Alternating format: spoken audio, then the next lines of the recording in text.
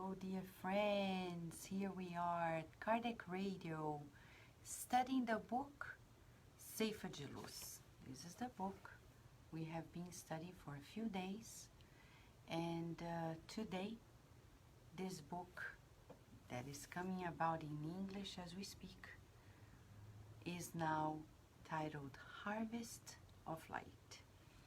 It's by the Spirit Emmanuel through Chico Xavier. This book is unique. It was psychographed in 1972 and it was only published in 1979. This book came along through Emmanuel for several reasons. People often think this is an inspirational book, but it's much more than that. It's a study guide. It's a guide for ourselves, for our relationships, and especially for relationships, because this book will, from the very chapter 1, charity of understanding, to the second, to forgive, enter the understanding of our affective world. What is affective world, right? So let me borrow some notions of science here so we can understand a little more. We're talking about our emotional lives, the affection, our relationships. We often think that we make decisions based on our reasoning, but actually that's the least that happens in our world. Most often we take decisions unconsciously through our instinctive tendencies and through in the heat of our emotions, usually under fear or joy or anger. Several reasons that, as Darwin says, Darwin of the theory of evolution, he was the first one to portray the importance of emotions as key for our adaptation to life, survival. Yes. What is the ideal for us? The ideal is always to feel like it's comfortable, that we're preserving ourselves, right? That's the ideal. Science explains to us, in nature, including ourselves, there is what we call the law of preservation. So we have an inbuilt system that detects whether things are comfortable or uncomfortable, and as such, we either embrace the scenario and the person or push it away. So Emmanuel today is going to tell us about our affective world, the world of our relationships, of emotions. And in this chapter 3, we're going to read it based on a quote from John. Let me read it for you. Emmanuel quotes from John, 1 John chapter 4, verse 11. Beloved, if God so loved us, we ought to love one another. Let's see how Emmanuel breaks it down. He first says, we disapprove violence and cry out against violence. However, in the life of our relationships, we rarely settle without violence when it comes to our whims. It is very common, especially when we love someone, to demand that this person be conditioned to our way of being. If loved ones do not share tastes and opinions, we are irritated and stomped, complaining against life.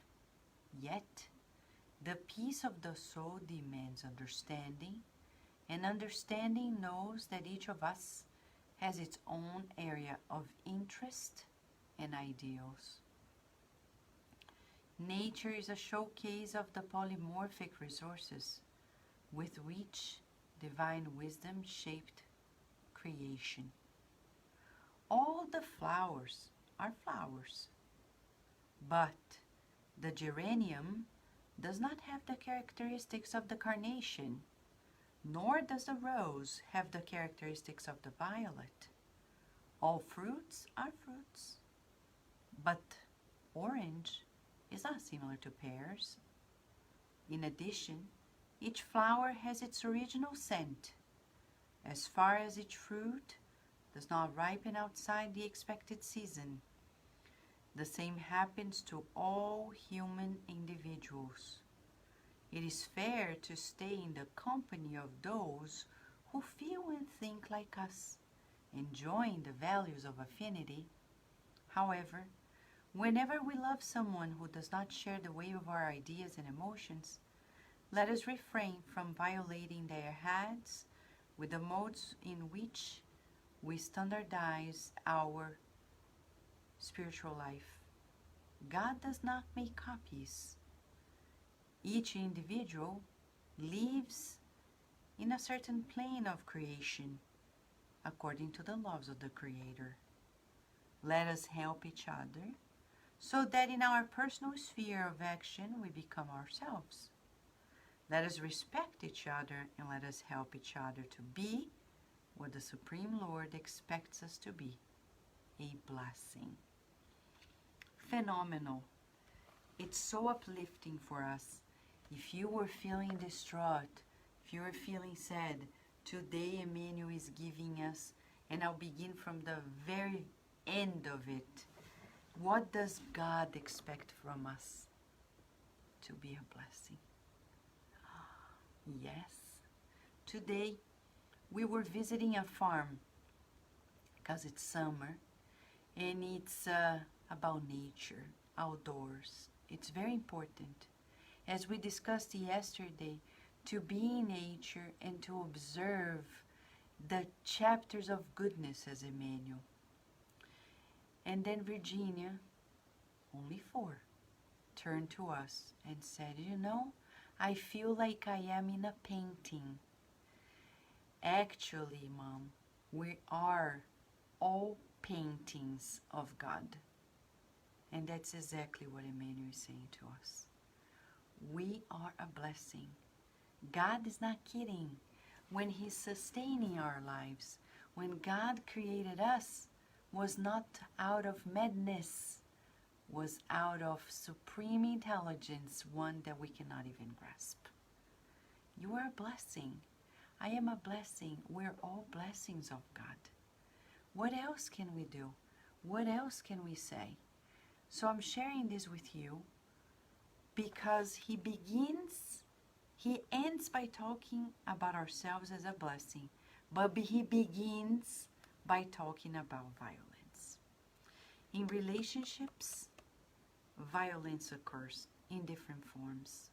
Gossip is violence. Slander is violence.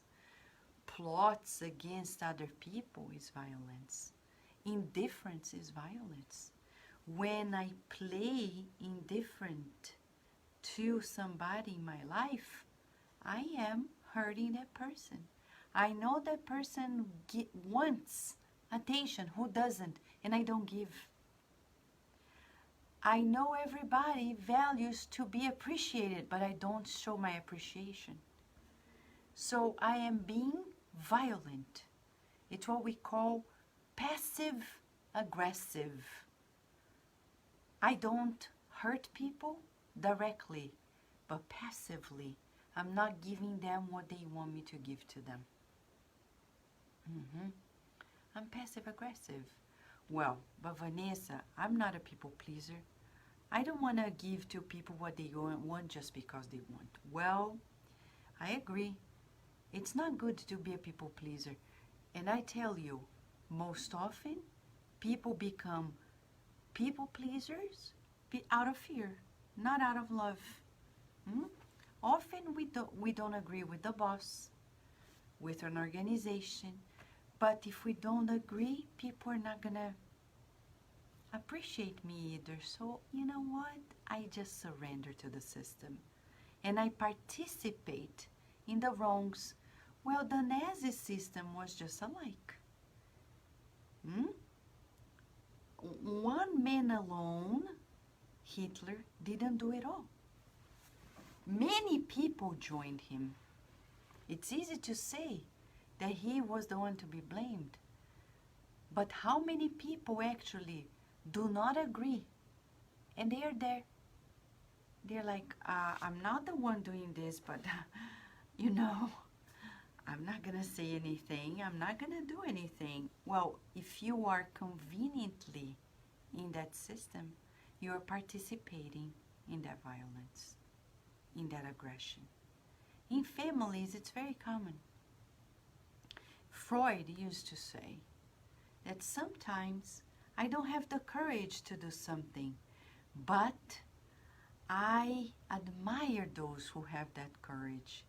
Sometimes I'm not going to be the one who says that aggressive word to that person, but inside of myself, I rejoice seeing that aggression happening.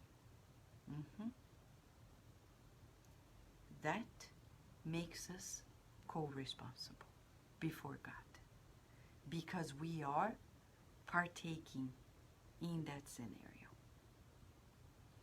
So the first exercise for us today, and there is no such a thing as, I've heard people saying, the bliss of ignorance. No. Do not claim that you ignore because you know what's happening. And if you do not do anything, you're part of it. There's something in it that makes you feel like, you know, I agree, but I'm not going to be the one doing it. So I'm not going to do anything. But I'm not going to help the person who is going to be, who is in that position of a victim, of the one that is being, receiving the aggression. So that's something for us to keep in mind. Because that's what Emmanuel begins to tell. We don't like violence, he says. We cry out against violence. But in our relationships, we rarely, he uses the adverb, rarely, we settle without violence. Why? Because of our whims. It's the child within. It's the child within us that is playing the game. Playing the game with people in our lives. So we have to be very careful. Very, very careful. Asking ourselves, he says we rarely, but Vanessa, he didn't talk about me. I think he's talking about everybody. He is a teacher, we should listen. He's saying rarely. So it's about you and me and everybody.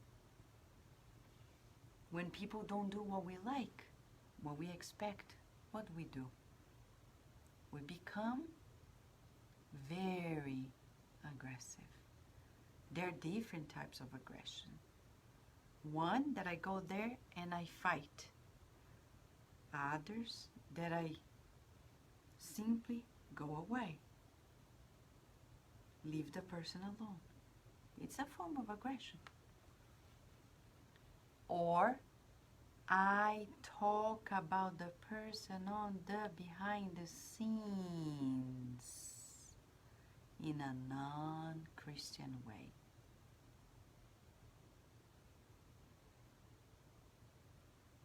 So for us, this lesson tonight is deep, very deep. It is very common, he says, when we see a loved one and we demand that the person be just like whom we want them to be. So then he gives us this beautiful analogy time and again about nature, saying, what about the flowers? They are flowers, but they are different. Carnation, the geranium, the violet and the rose, or the fruits, they are different, though they are fruits. And the person, he says, God doesn't make a copy. So there's nobody like you. Nobody like me. Nobody equal to any of us in the characteristics of ourselves. Have you thought about it? How do you feel when we know, you know, that you are unique? Have you enjoy that feeling of being unique, why shouldn't you? Because that's awareness. You're unique. That means you cannot indulge in not being who you are. That's funny to say it, huh? You shouldn't be like other people. When that thought occurs, I would love to be that person. Say, ay, ay, ay, ay, ay, ay. I love that characteristic of the person, but not being that person. Am I right? Yes. Not that I'm right. The scriptures are telling us.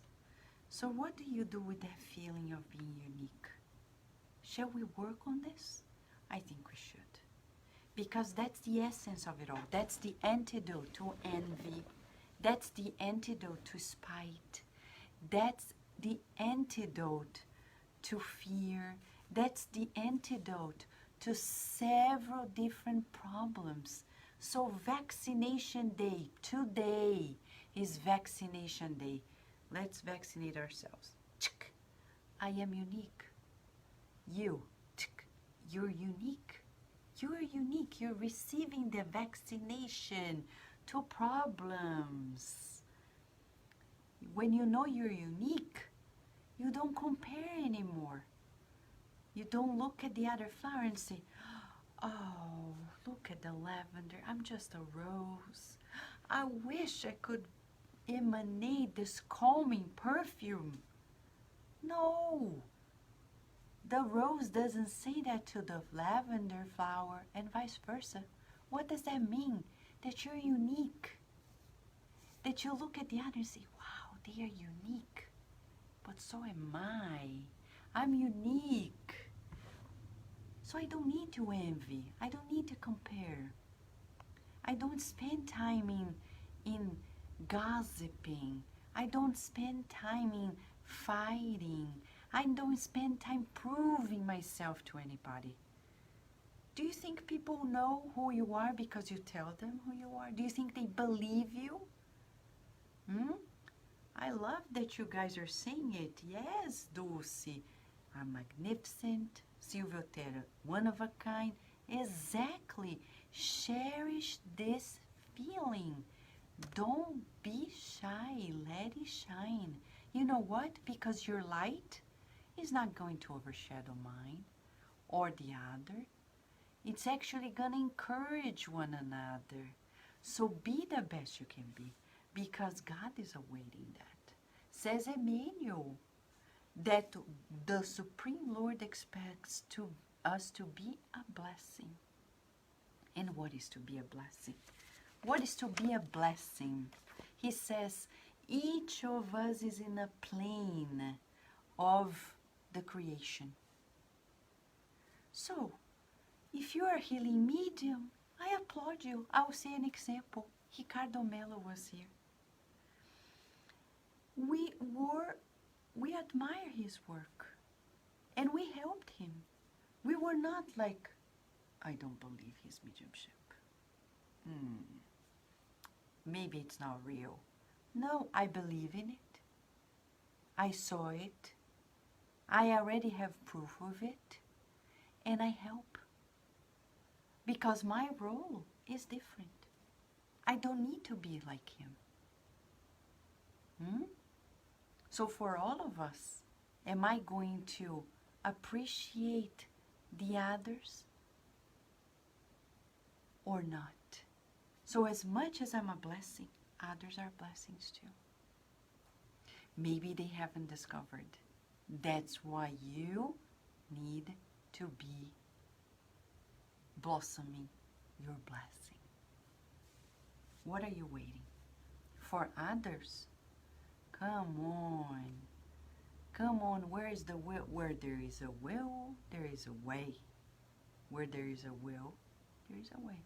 Wagner Jr. saying, I wish I could be more. Exactly, but you are, Wagner. Thank you for sharing this inside of you. God, Wagner, let me share something with you. For God, God doesn't see you like you see yourself. How do we know? Because God is above us. God sees us beyond time. God doesn't see us today or yesterday chopped up. God sees us in this continuum, but already sees us perfect. Because God is not blocked by time or space. So God loves you the same way He loves Jesus, the same way He loves Chico Xavier. The same. Why? How do we know? Because He's just. It's one of His attributes. His love. So, what do we need to do?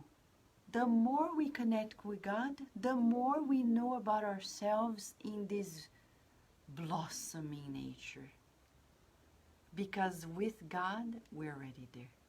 Right? Deborah Beldovics is here. She's saying, can you imagine if there was only one color in the world or only one instrument in an orchestra? Why then should we not embrace our uniqueness? Yes, God knows us by name. Exactly, Deborah. Thank you for your presence, for sharing your kindness here, Deborah.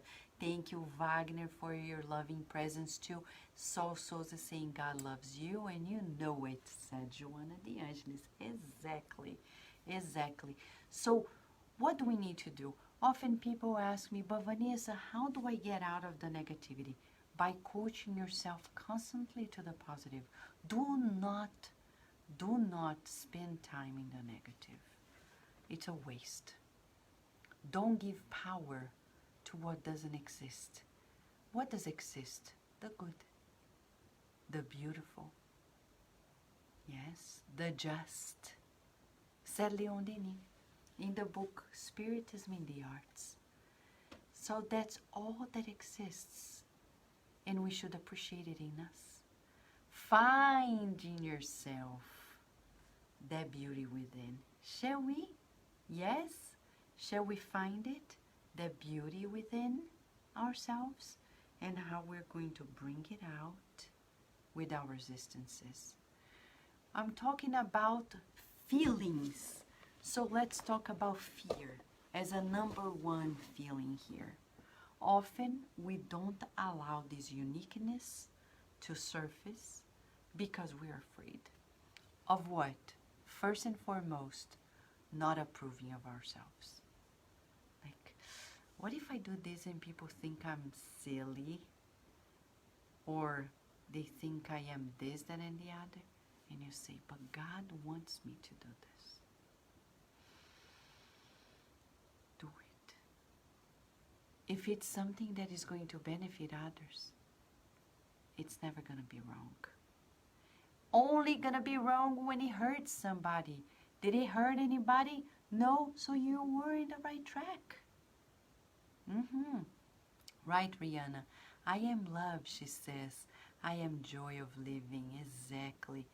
Yes, and Lívia Moraes is mentioning, and we are tested every day. Exactly. So what is the counterpart if you're afraid? What do? Push the button of love. Love for whom? For God. Think about the attributes of God. Go to the Spirit's book. Part 1, Attributes of God. God is everywhere, knows everything, has unique powers in this world, is omnipotent, omnipresent, omniscient. God knows everything. And we're like, oh gosh, I'm not going to be afraid because I have you. And you know it. So I trust in you. And thus I'm going to do what I need to do. Like Mother Teresa.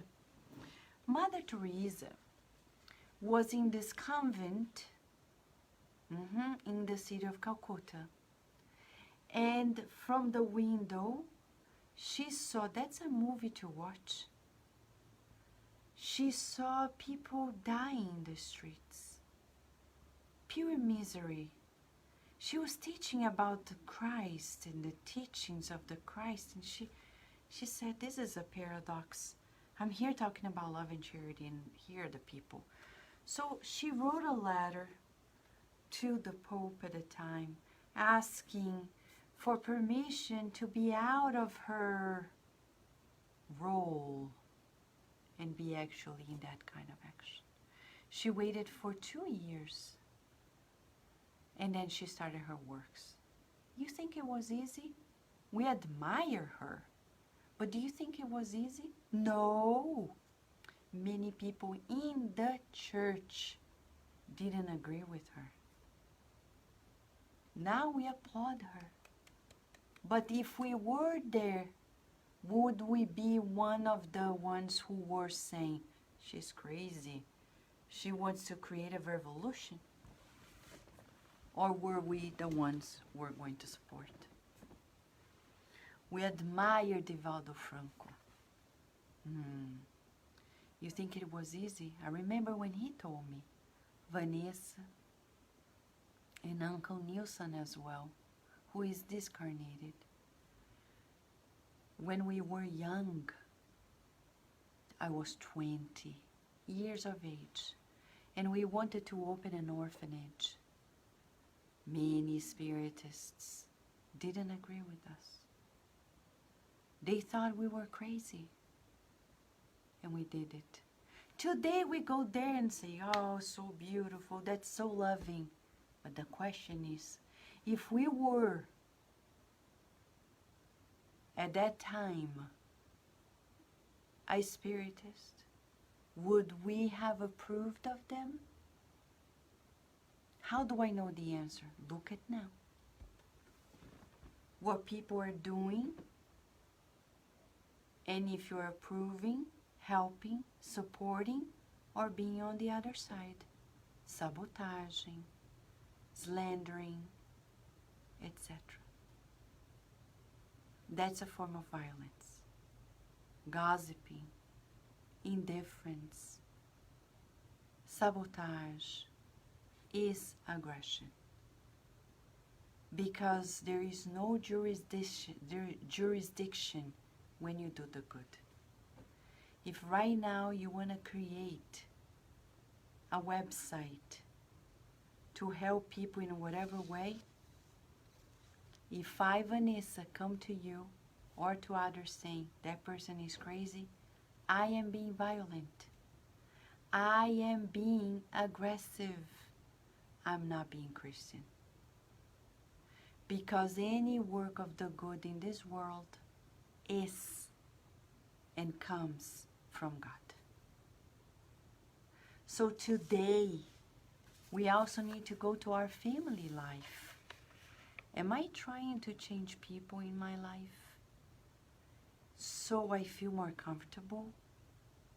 How about if I just respect that my spouse is different, as long as we treat each other with kindness and with love and with respect, not pressing boundaries, pushing them.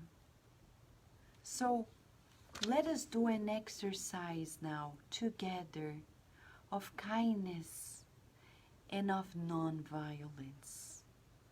This message of Emmanuel, if we could summarize, he is bringing to us the awareness of being non-violent in our relationships, like Gandhi. And I say like Gandhi, not just mention the Master Jesus, like Gandhi mentioned and proposed in his movement. So in the next 24 hours, let us visualize ourselves being at peace, peaceful peacemakers. Let us feel that from our hearts emanates acceptance. We are emanating acceptance. We are emanating acceptance. And we are visualizing this acceptance coming towards us. And we are at peace. You can even put your hand above your heart, like the heart chakra, and tell yourself, I am at peace. I approve and accept people as they are. I am at peace. I approve and accept people as they are. I am at peace. I approve and accept people as they are. Let us breathe in and out and feel this, that I don't need to prove a point. I don't need to fight. I don't need to argue. I just need to do what I need to do, even if people don't understand. Even if people don't agree. I don't do it out of coming against anything, because that's violence. I do it because it's good, because it's beneficial, because it's an action of love. It's an action of charity. Again, in this, he talks about understanding. He mentions it twice. He says, the peace of the soul demands understanding. It's the 3rd chapter that Emmanuel mentions the need of understanding. The peace of the soul demands understanding, and understanding knows that each of us has its own area of interest and ideals. So you can do whatever you like, and I'm gonna say beautiful. And I can do what I think is proper, and you're gonna say great, as long as it's benefiting others, beautiful. Right? At home. Because we are used to think that we're only family if we're just alike. And that's sick. It's not healthy. We cannot be alike. We cannot be alike. Because we're different.